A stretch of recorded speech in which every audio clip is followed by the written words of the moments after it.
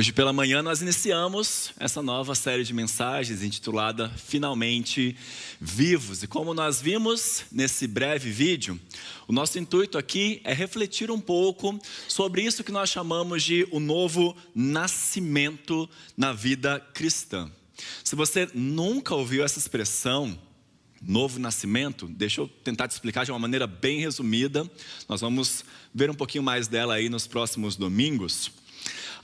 Quando Deus se encontra conosco e nós reconhecemos o seu Filho Jesus Cristo como nosso Senhor e Salvador, como dono da nossa vida, existe uma espécie de virada de chave, um marco divisor. Nem sempre isso acontece num momento, pode ser também um processo. E a Bíblia vai chamar isso, esse movimento ou esse processo, de novo nascimento, de regeneração também. Isso porque, espiritualmente falando, como nós lemos no início do culto, todos nós nascemos como que mortos em nossos delitos e pecados, perdidos. Então, pela sua graça, Deus nos dá vida através de Cristo Jesus e através da obra do Espírito Santo em nós. E antes de nós partirmos para o texto em que vamos meditar nessa noite, eu quero muito recomendar para você o livro que nós temos utilizado como base para a nossa série de sermões aqui deste mês, que é o Finalmente Vivos, do pastor John Piper. Meus irmãos, esse é um daqueles livros para você ler antes de morrer. Então, não perca essa oportunidade. É um livro de 185 páginas, preço tranquilo, tá? Capítulos pequenos também. E ele vai tratando muito profundamente sobre essa questão do novo nascimento. Nós não vamos expor o livro para vocês, não vamos copiar. Você vai ver a gente citando ele.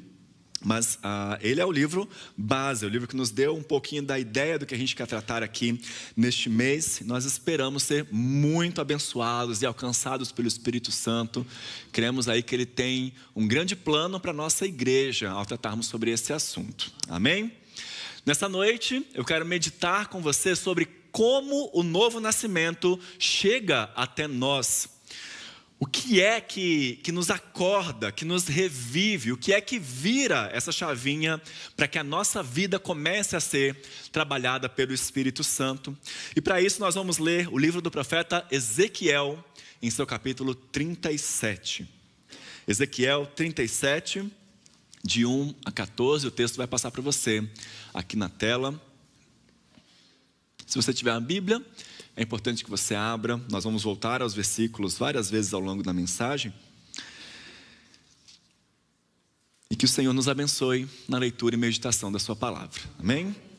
Ezequiel, capítulo 37. Veio sobre mim a mão do Senhor. Ele me levou pelo Espírito do Senhor e me deixou no meio de um vale que estava cheio de ossos. E me fez andar ao redor deles. Eram muito numerosos na superfície do vale e estavam sequíssimos. E então me perguntou: filho do homem, acaso poderão reviver estes ossos? Respondi: Senhor Deus, tu sabes. Disse-me ele: profetiza a estes ossos e dize-lhes: ossos secos, ouvi a palavra do Senhor. Assim diz o Senhor Deus a estes ossos: eis que farei entrar o Espírito em vós e vivereis. Porei tendões sobre vós, farei crescer carne sobre vós estenderei pele, e porei em vós o Espírito e vivereis, e sabereis que eu sou o Senhor. Então profetizei segundo me for ordenado. Enquanto eu profetizava, houve um ruído, um barulho de ossos que batiam contra ossos e se ajuntavam, cada osso ao seu osso. Olhei, e eis que havia tendões sobre eles, e cresceram as carnes, e se estendeu a pele sobre eles, mas não havia neles o Espírito. Então ele me disse: profetiza ao Espírito. Profetiza, ó filho do homem, e diz-lhe: assim diz o Senhor Deus, vem dos 4 ventos, ó Espírito, e assopra sobre estes mortos para que vivam. Profetizei como ele me ordenara, e o Espírito entrou neles, e viveram, e se puseram em pé, um exército sobremodo numeroso. Então me disse: filho do homem, estes ossos são toda a casa de Israel. Eis que dizem: os nossos ossos se secaram e pereceu a nossa esperança, estamos de todo exterminados. Portanto, profetiza e diz-lhes: assim diz o Senhor Deus, eis que abrirei a vossa sepultura e vos farei sair dela, ó povo meu, e vos trarei a terra de Israel. Sabereis que eu sou o Senhor, quando eu abrir a vossa sepultura e vos fizer sair dela, ó povo meu. Porém em vós o meu espírito, e vivereis, e vos estabelecerei na vossa própria terra. Então sabereis que eu, o Senhor, disse isso e o fiz, diz o Senhor. Vamos orar? Ó Deus, como a tua palavra é rica, Senhor, e como temos tanto a aprender dela. Mas nós queremos nos lembrar, Senhor, que nós somos muito limitados. Se depender apenas de nós, nós não conseguimos entendê-la, nós não conseguimos aplicá-la, nós não conseguimos sentir o Senhor falando conosco. Por isso, nesse momento, pedimos a Deus que a tua palavra que foi lida e será exposta possa ser colocada de maneira profunda em nosso coração. Que o teu Espírito Santo, assim como agiu naquele vale de ossos secos, possa agir em nós, ó Deus, gerando vida, gerando transformação, e que assim a nossa vida seja moldada segundo a tua vontade, segundo a tua palavra. Oramos em nome de Jesus. Amém. Eu não sei se você já teve a oportunidade de ler o livro do profeta Ezequiel, ou estudar esse livro. Quando a gente faz isso, a gente percebe que ele tem 2 divisões muito claras, 2 partes muito claras. Do primeiro capítulo até o capítulo 33, você percebe várias palavras de juízo, de julgamento, tanto das nações ao redor de Israel, mas principalmente contra o reino de Judá.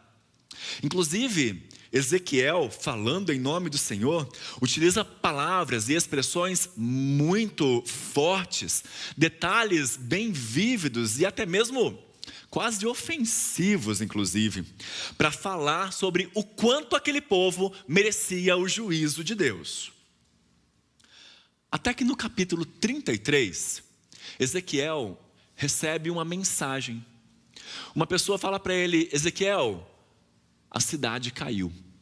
Tudo aquilo que você profetizou nesses anos, finalmente aconteceu. Jerusalém foi completamente conquistada, destruída pelos babilônios, o templo foi queimado, a cidade estava em ruínas, as pessoas fugiram ou foram levadas em cativeiro. Mas vejam, por mais que isso tenha validado a pessoa de Ezequiel como um profeta verdadeiro, alguém que era completamente aprovado pelo Senhor como profeta, como alguém falando a palavra de Deus, Ezequiel, na verdade, não estava nada feliz com isso. Afinal, era a sua própria cidade, era o seu povo, que estava sob o severo julgamento de Deus. Mas é justamente a partir daqui, no livro de Ezequiel, que as coisas começam a parecer um pouco melhores. Depois que Deus avisa sobre o julgamento vindouro e prepara as pessoas para isso, depois que esse julgamento vem, agora então o povo vê dias mais brilhantes.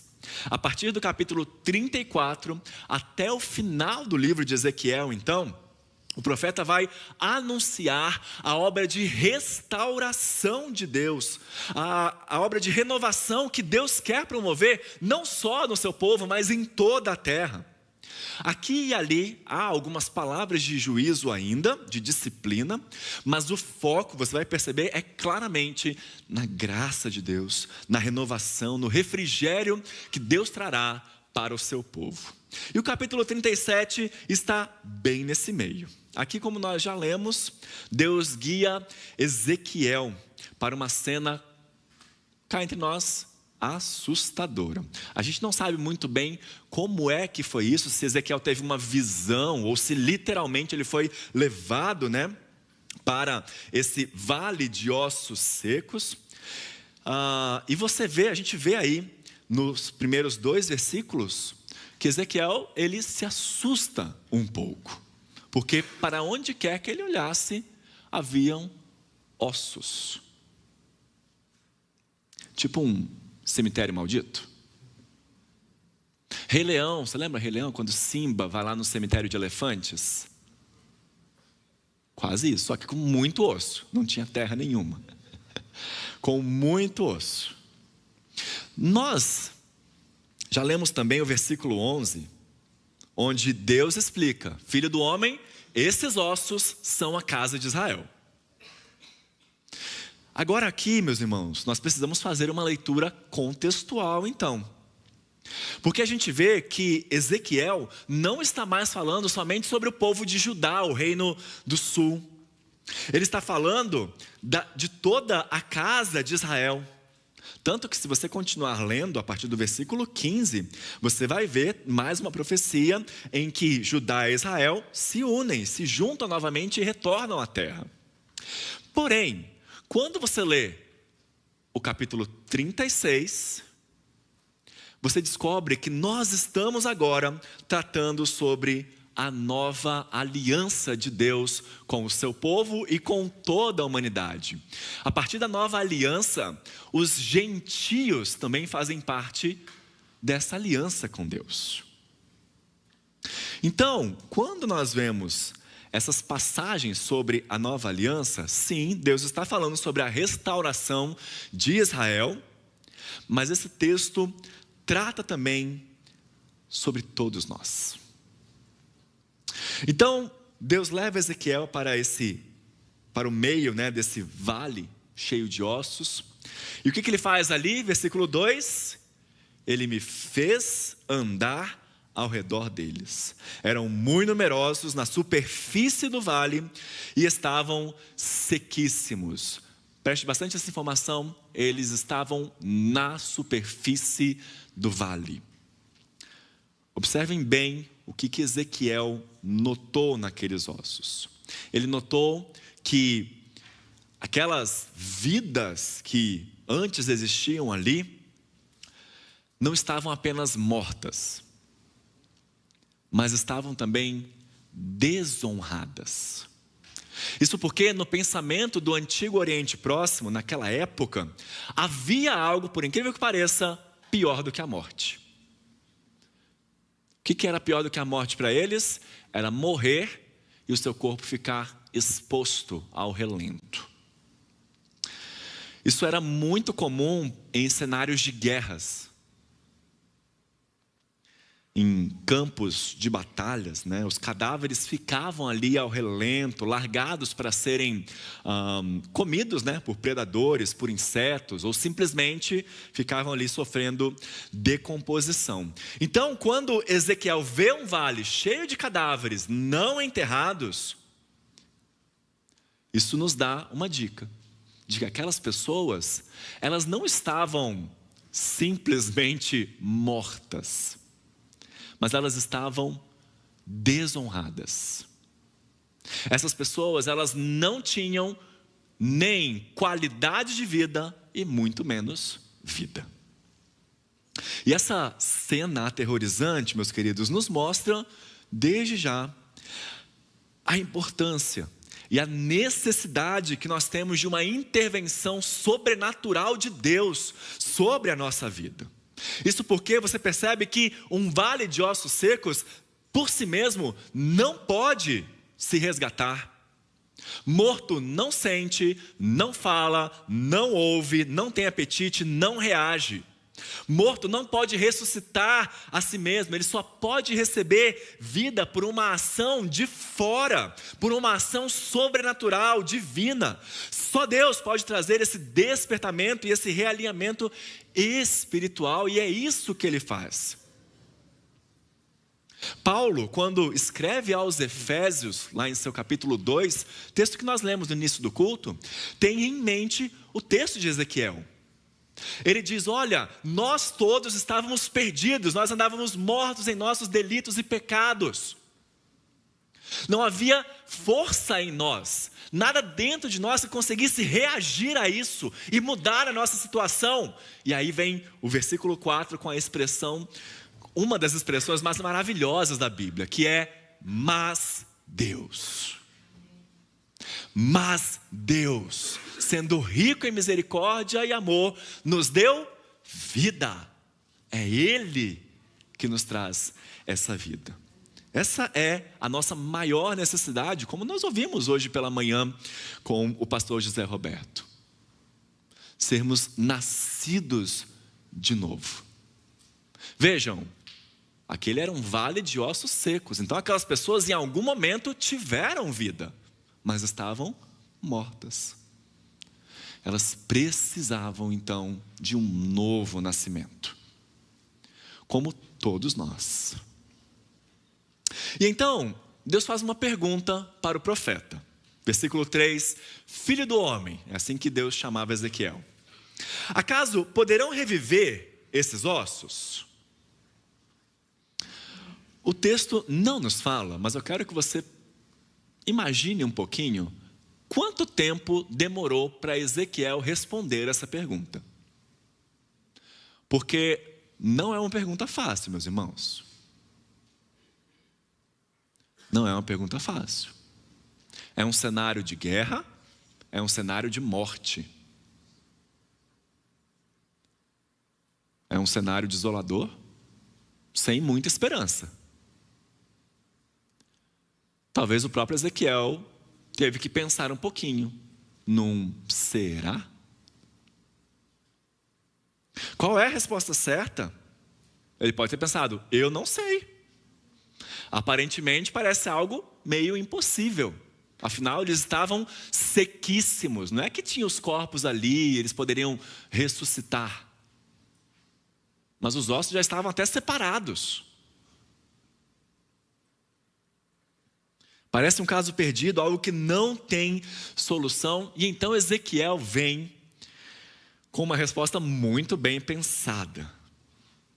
Senhor Deus, Tu sabes. Ezequiel percebe que no meio daquele campo maldito, existia sim uma esperança. Senhor, eu não sei. Se depender de mim, não vejo uma solução terrena, mas Tu sabes, Tu és capaz de fazer isso. O profeta, numa espécie de lampejo de fé, respondeu que se Deus quiser, há cura para aquela situação, a restauração de vida para aqueles mortos, a vida nova para a igreja, há avivamento. Queridos, esse não é um cenário tão diferente, metaforicamente falando, claro, do que nós temos hoje em nossas igrejas. Igrejas sem fervor, sem entusiasmo, sem conversão. Igrejas que já não pregam o verdadeiro evangelho. Igrejas que veem os seus membros amigos do mundo, do sistema que estimula o pecado. E a solução, a resposta que nós temos e devemos ter é exatamente essa: Senhor, se Tu quiseres, Tu podes fazer alguma coisa. Deus, se Tu quiseres, Tu podes trazer alento, vida novamente para nós. E como se não bastasse aquele vale amedrontador, Deus pede a Ezequiel algo muito estranho. Não parece tão estranho quando a gente lê, mas se coloque no lugar de Ezequiel. Versículo 4. Disse-me ele: profetiza a estes ossos. E diz-lhes: ossos secos, ouvi a palavra do Senhor. Assim diz o Senhor Deus a estes ossos: eis que farei entrar o Espírito em vós e vivereis, porei tendões sobre vós, farei crescer carne sobre vós estendereis pele, e porei em vós o Espírito e vivereis, e sabereis que eu sou o Senhor. Esquisito. E você, no lugar de Ezequiel, falaria?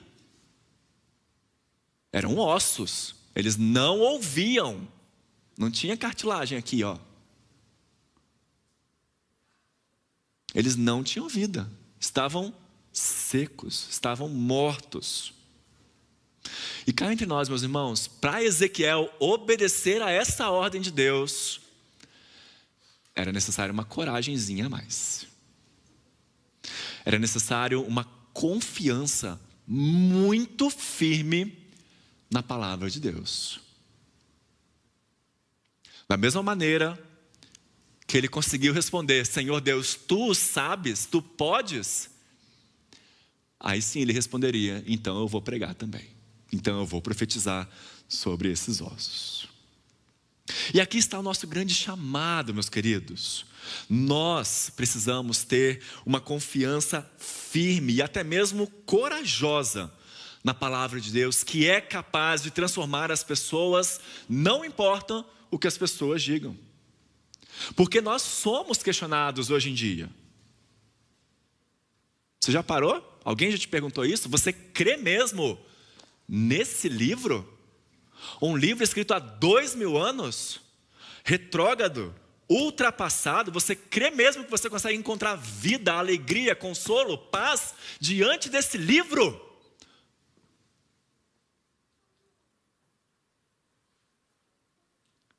Você crê mesmo que ele pode transformar a sua vida? E a nossa resposta deve ser sim. Eu creio nisso, de todo o meu coração. A nossa resposta deve ser sim, porque eu vi ele transformando a minha vida. A sua vida foi transformada pela palavra de Deus, então firme-se nela. Tenha coragem de confiar nela e de expressar a sua confiança nela também. Irmãos, se nós quisermos ver o mover de Deus sobre a vida das pessoas, é extremamente urgente e necessário que a gente pregue a palavra de Deus. E eu não estou falando sobre a gente vir aqui aos domingos, não é uma palavra específica para os pastores, embora isso seja extremamente aplicável à nossa realidade, mas estamos falando sobre a vida de cada um de nós, sobre falarmos sobre a palavra de Deus. O que é que Paulo diz aos Romanos? A fé vem pelo ouvir, e o ouvir a palavra de Cristo. É importante nós crermos que essa palavra pode nos dar vida. E eu sei, nesses tempos isso pode parecer até meio antiquado. Mas não há nada, meus irmãos, não há nada mais poderoso para transformar a nossa vida do que a palavra de Deus. E a prova disso é que a gente está aqui. Se a gente não cresce nisso, por que viríamos aqui? Essa era a certeza de Ezequiel, e por isso ele começou a falar: ossos secos, ouçam a palavra do Senhor. Essa era uma mensagem que ele só poderia pregar cheio de fé, porque, mais uma vez, aqueles cadáveres não tinham ouvidos, mas a palavra do Senhor é poderosa. Ele estava confiante de que se ele falasse, se ele pregasse a palavra de Deus, então ela causaria algo sobrenatural. E é isso que ela faz. Aqui está, meus irmãos, um primeiro instrumento de Deus para trazer vida ao nosso coração, a sua palavra. Por isso ele chama cada um de nós, ele chama Ezequiel: profetiza. Abre parênteses.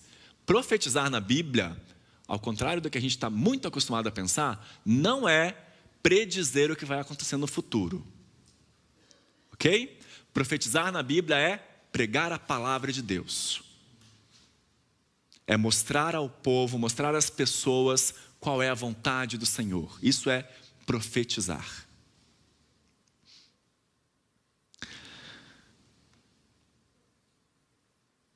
Preste bem atenção nisso, porque é algo que nós precisamos entender com bastante cuidado, com bastante atenção e com bastante intenção.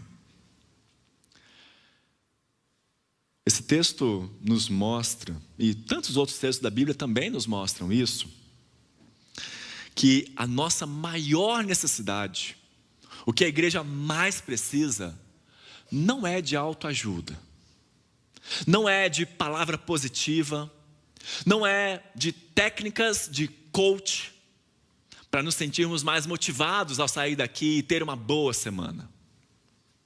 Não. Nós precisamos da palavra do Deus vivo. Quando a palavra de Deus é proclamada com fidelidade no poder do Espírito Santo, a vida, os ossos secos são levantados, são despertados, e então há vida. Porque o Evangelho é o poder de Deus para a salvação de todo aquele que crê. Amém.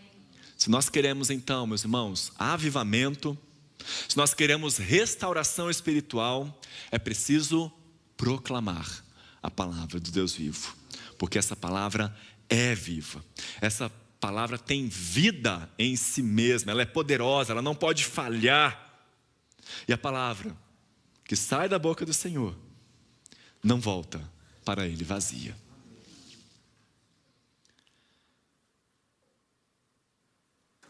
É assim que nós somos chamados a nos posicionar diante da palavra de Deus. E nós sabemos, mais uma vez, é um desafio para nós, meus irmãos. É um desafio. Porque a nossa rotina faz com que, muitas vezes, as coisas fiquem monótonas. Que as expectativas diminuam. A gente senta aqui domingo após domingo, semana após semana. O pastor está falando, mas as distrações estão rolando. Nossa mente está lá fora. Isso muitas vezes acaba sendo um obstáculo para nós desejarmos que a palavra de Deus fale ao nosso coração e nos traga vida. Deus está nos chamando para crermos na sua palavra, para experimentarmos um avivamento e um reavivamento através dela. Por isso, como esses ossos secos, nós somos chamados para ouvir a palavra de Deus. Colocar o nosso coração, colocar a nossa atenção neste momento. Nós lemos o versículo 5, Deus prometeu encher os ossos secos com fôlego. Ele prometeu trazer carne sobre eles no versículo 6 e cobri-los com pele. Deus pegaria aquelas pessoas que antes estavam mortas e faria aqueles ossos reviverem.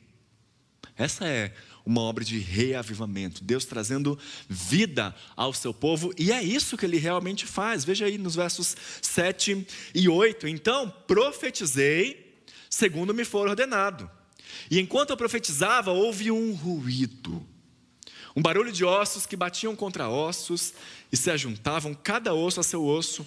Olhei e eis que havia tendões sobre eles, e cresceram as carnes, e se estendeu a pele sobre eles, mas não havia neles o Espírito. Vamos notar uma coisa aqui muito importante. Ezequiel profetiza, obedece à ordem de Deus, prega a sua palavra e começa a ouvir um ruído, um silvo baixo. E esse ruído deve ter sido uma fonte de encorajamento para ele. Veja, ele nota que depois que os ossos se juntam e cresce ali a carne e a pele, aqueles ossos ainda estão sem vida, porque não há neles o Espírito. Mas o ouvir um ruído, o ver aquilo acontecendo, mostra para ele que algo maior está por vir. Algo mais extraordinário estava por vir. Aquele ruído era apenas um começo. Vejam que interessante, porque Ezequiel vai descrevendo etapa por etapa do que Deus estava fazendo. Ele percebe as coisas de maneira muito detalhadas. Ele vai descrevendo, então, um processo. Primeiro, o barulho dos ossos se juntando. Depois os tendões. Depois a carne. Depois a pele. E queridos, isso também nos traz algo muito precioso para pensarmos.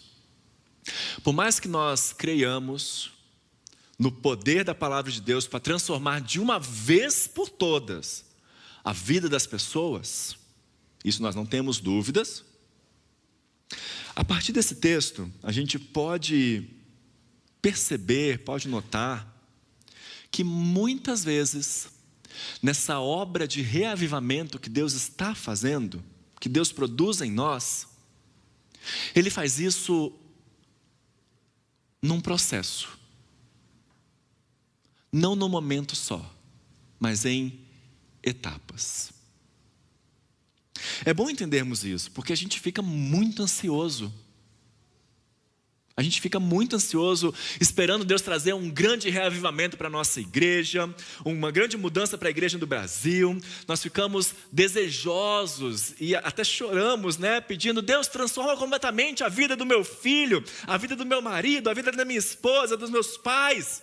A gente quer que Ele faça isso de uma vez por todas, mas a gente muitas vezes fecha os olhos e ignora os pequenos movimentos que Deus já está fazendo nas pessoas. Amém. Transformando pouco a pouco, passo a passo, dia a dia, a vida dessas pessoas. E nesse sentido, a palavra de Deus para nós é: confie na sua palavra e descanse nele. Descanse nele, peça a Deus sim que traga transformação para a sua vida, que traga vitória sobre o pecado, sobre algum hábito escravizador, sobre alguma dificuldade. Peça a Deus que transforme a vida dos seus familiares, mas peça a Ele também que te ajude a enxergar a sua ação, os pequenos movimentos de Deus realizando a sua obra de regeneração na vida das pessoas, porque muitas vezes Ele trabalha em processos. Ele trabalha em processos. E o texto continua nos dizendo que Deus pede que Ezequiel faça outra coisa. Profetize ainda mais, mas agora não mais para aqueles ossos, não mais para aqueles corpos ali. Vejam só os versículos 9 e 10. Então ele me disse: profetiza ao Espírito. Profetiza, ó filho do homem, e diz-lhe: assim diz o Senhor Deus: vem dos quatro ventos, ó Espírito, e assopra sobre estes mortos para que vivam. Profetizei como ele me ordenara, e o Espírito entrou neles, e viveram e se puseram em pé, um exército sobremodo numeroso. O versículo 10 diz que o fôlego de vida veio sobre aqueles corpos após a proclamação fiel da palavra. E depois de sua oração para que o Espírito Santo viesse sobre eles, então a obra foi concluída. Então, meus irmãos, um segundo instrumento para o despertamento espiritual da nossa alma, um segundo instrumento para o novo nascimento, para a nossa regeneração, é o Espírito Santo. E aqui eu não preciso, aliás, eu não pretendo me demorar muito, nem dizer muita coisa, porque nós vamos ter bastante oportunidade de abordar isso nas próximas mensagens, ao longo de nossa série. Mas é muito importante nós entendermos que precisamos do Espírito Santo. A igreja não pode caminhar sem o poder do Espírito Santo. Isso não vai adiantar. Nós podemos mudar os métodos, as técnicas, os recursos humanos, podemos ter os templos mais bonitos, podemos ter a melhor tecnologia, podemos ter os melhores recursos financeiros, mas sem o Espírito Santo, meus queridos, a igreja é um museu sem vida. Só o Espírito Santo pode gerar vida. Ele é quem tem o poder de abrir os olhos do nosso coração, os olhos da nossa alma, tocar o nosso espírito, regenerar, converter, santificar.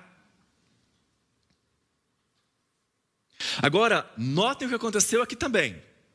O Espírito entrou neles e viveram e se puseram em pé um exército sobremodo numeroso. Aqueles ossos não foram revividos para se tornarem um grupo de espectadores. Deus não estava tentando reviver uma multidão de sedentários. Ele restaurou um exército. Ezequiel viu ali um exército reunido para a ação. Um povo vivo, cheio de entusiasmo, cheio de vigor. Quando nós nos voltamos, meus irmãos, para a palavra, quando nós nos voltamos para Deus, Ele nos traz vida, Ele nos traz restauração, Ele nos traz reavivamento espiritual. E por isso,